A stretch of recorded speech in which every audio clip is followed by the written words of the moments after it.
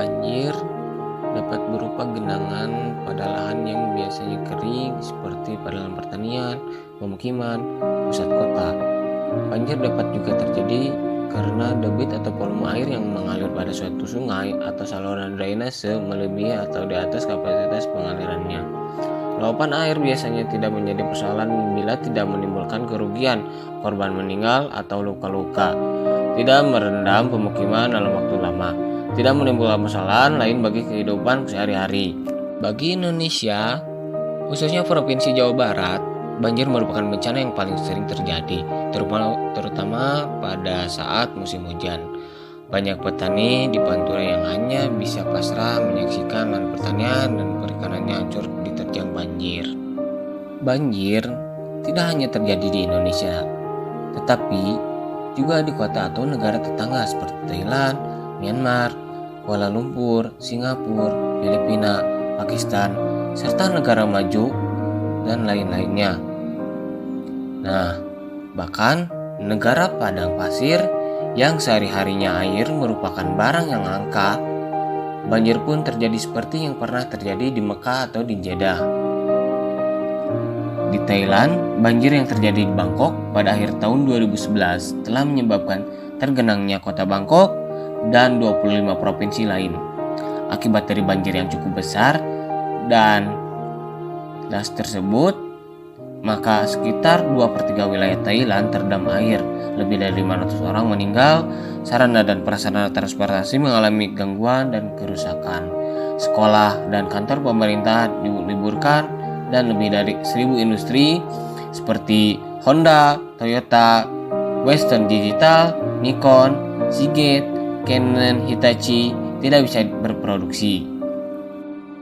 Penyebab terjadinya banjir seperti penggunaan lahan.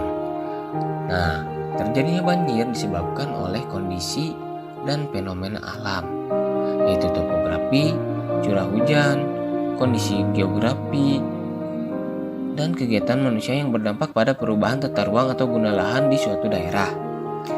Banjir di sebagian wilayah Indonesia yang biasanya terjadi pada Januari dan Februari adalah diakibatkan oleh intensitas hujan yang sangat tinggi. Misalkan intensitas hujan DKI Jakarta lebih dari 500 mm seperti pada info BMKG pada tahun 2013.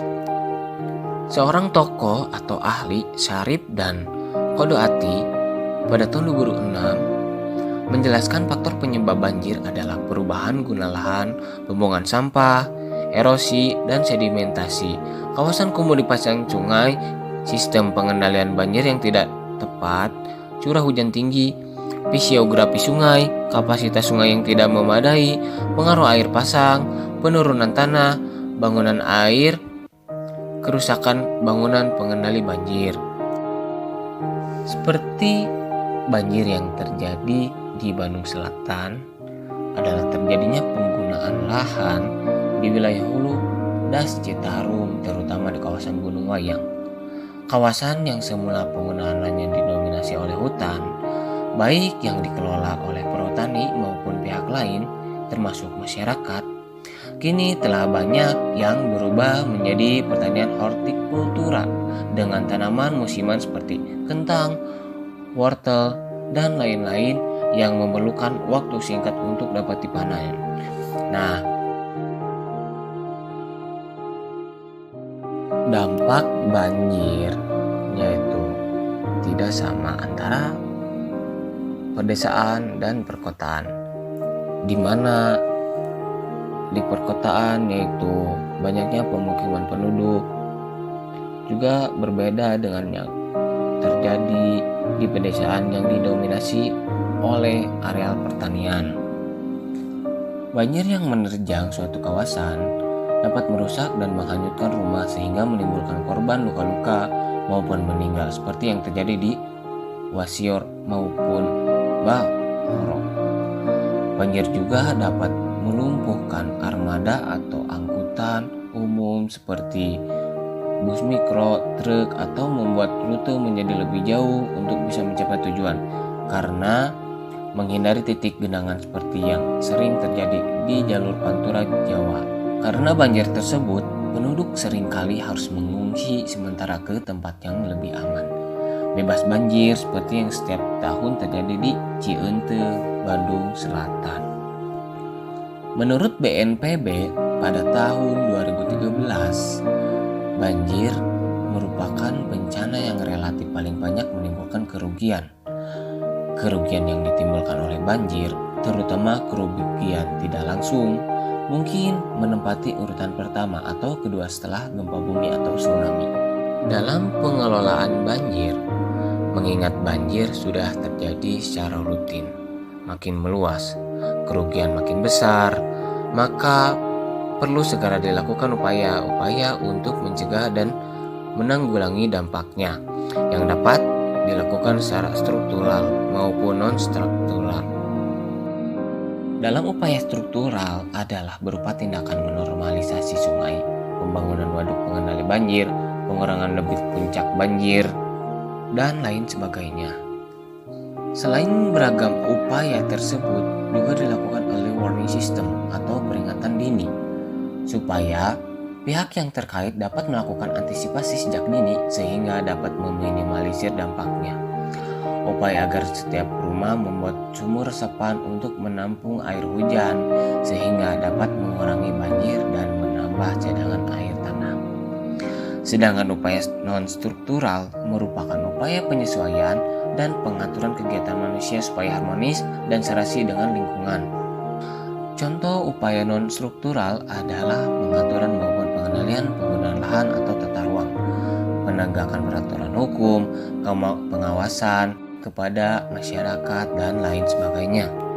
Selain upaya tersebut, upaya pengendalian banjir dan dampaknya dapat dilakukan melalui 3 pendekatan utama, yaitu memindahkan penduduk yang biasa atau akan terkena banjir, memindahkan banjirnya, mengkondisikan penduduk hidup bersama dengan banjir. Dari 3 pendekatan tersebut, yang sering dilakukan adalah mengendalikan banjirnya dan membiasakan penduduk hidup bersama banjir. Berbagai upaya tersebut telah dilakukan, banyak dilakukan di berbagai daerah, namun hasilnya belum seperti yang diharapkan. Banjir masih terus terjadi dengan korban dan kerugian yang tidak sedikit. Penanganan banjir secara menyeluruh dan berkelanjutan menjadi tugas dan tanggung jawab semua pihak, baik instansi, teknis maupun lembaga lain yang terkait serta masyarakat.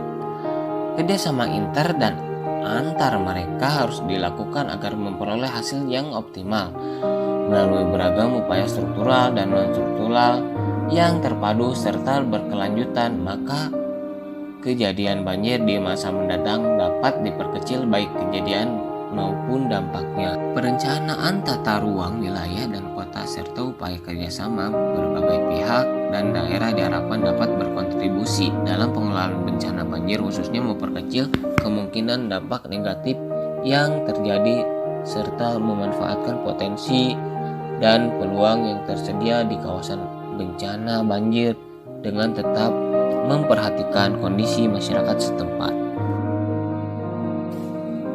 Baik, terima kasih kepada teman-teman pemirsa yang telah menonton video ini. Semoga diberikan manfaat, berikan pencerahan akan kebencanaan banjir. Dan dalam pengelolaan banjir, kita sebagai masyarakat harus ikut berperan, karena pemerintah saja tidak cukup untuk menangani banjir tersebut, melainkan kita masyarakat dan pemerintah adanya kolaborasi atau integrasi dalam menangani banjir, baik sekarang maupun kedepannya, baik di kecamatan, desa, kabupaten, atau kota. Mungkin itu yang dapat saya sampaikan. Terima kasih.